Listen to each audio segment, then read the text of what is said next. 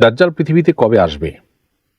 কোনো মানুষকে তার আচার আচরণ কিংবা কাউকে ঘায়েল কিংবা বিকৃতির উদ্দেশ্যে দাজ্জাল বলা যাবে কিনা?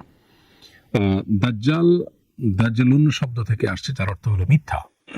মূলত মহামিথ্যাবাদী, মহাপ্রতারক, এটাই হলো দাজ্জাল শব্দের মর্ম।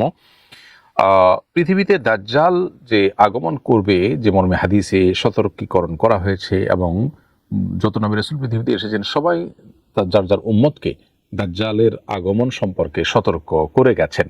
অর্থাৎ দাজ্জাল এক মহাফিতনা হয়ে আসবে। সে নিজেকে পালনকর্তা দাবি করবে, আল্লাহ তাআলা তাকে কিছু অলৌকিকত্ব দিবেন যেগুলো দেখে মানুষ ভড়কে যাবে, চমকে যাবে, অনেকে তার এই ধোঁয়াশায় ফিতনায় পতিত হয়ে যাবে। আজকের পৃথিবীতে আধুনিক যুগে আমরা দেখি অনেক চমক। এই চমকগুলো দেখে আমাদের আল্লাহর প্রতি, আখিরাতের প্রতি অনেকেরই সন্দেহ চলে আসে, নাউজুবিল্লাহ। তো দাজ্জালের ফিতনা হবে এর চাইতে আরো ভয়াবহ।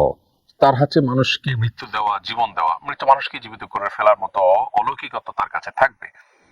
খাদ্য এবং পানি পৃথিবীর, এগুলো তার কন্ট্রোলে চলে আসবে। এভাবে নানাবিধ চমক তার কাছে থাকবে, যেগুলো দেখে সে যখন নিজেকে আল্লাহ দাবি করবে, সৃষ্টিকর্তা বা পালনকর্তা দাবি করবে, অনেকেই তাকে বিশ্বাস করবে। তার হাতে দৃশ্যমান জান্নাত এবং জাহান্নাম দু হাতে সে তার থাকবে। তো এগুলো দেখে যারা ভড়কে যাবে এবং ইমান হারা হয়ে যাবে, তার প্রতি ইমান আনা মানে আল্লাহর প্রতি কুফরি করা, তারা যেন এই শেষ যুগে, বিশেষ করে মানুষ যেন এটা থেকে বেঁচে থাকতে পারে, সেজন্য নবী করিম সাল্লাল্লাহু আলাইহি ওয়াসাল্লাম সহ সমস্ত নবী রাসূলগণ সতর্ক করেছেন। তো এই দাজ্জাল আসার সময়টা হবে তখন, যখন পৃথিবীতে অনাচার এবং জুলুম, অনিয়ম, এটা যখন গোটা পৃথিবীকে ছেয়ে ফেলবে এবং ন্যায় নীতি পৃথিবী থেকে একেবারে উঠে যাবে। সেরকম ভয়াবহ পরিস্থিতি যখন আসবে, তখন দাজ্জালের আবির্ভাবের এই ঘটনাটি ঘটবে।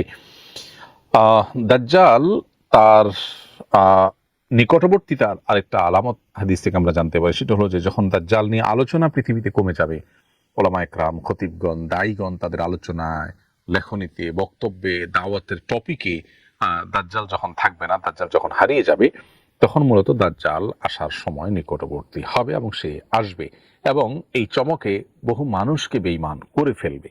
খুব অল্প সংখ্যক মানুষই ফিতনায় তারা এই চমক দেখেও আল্লাহর প্রতি ঈমান ধরে রাখতে পারবে। আজকাল তো বিজ্ঞানের চমক দেখেও আমরা অনেকেই ঈমান দুর্বল হয়ে গেছে আমাদের। আল্লাহ তাআলা আমাদেরকে হেফাজত করুন। তাহলে দাজ্জালের ফিতনা কত ভয়ঙ্কর হতে পারে, এটা বলার অপেক্ষা রাখে না।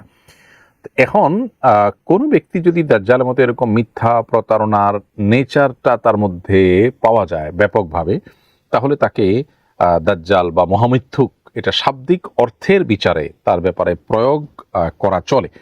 নবী করিম সাল্লাল্লাহু আলাইহি ওয়াসাল্লাম বিভিন্ন হাদিসে, বিশেষ করে মিথ্যা নবুয়তের দাবিদার যারা আছে তাদের সম্পর্কে, তারপরে হাদিস গড়াপেটার সাথে যারা জড়িত হয়েছে, এদেরকে মুহাদ্দিসগণ অনেক সময় দাজ্জাল মিনাদ দাজ্জালা, মহামিথ্যাবাদী হিসেবে আখ্যায়িত করেছেন। তো এরকম যদি কারোর মধ্যে থাকে তাহলে তাকে এরকম বলা যেতে পারে, কিন্তু এটার ব্যবহারটা খুবই স্পর্শকাতর। ঠুনকো বিষয়, আপনি একজনকে এত বড় একটা কথা বলে দিলেন, সেটা কিন্তু বলা উচিত নয়।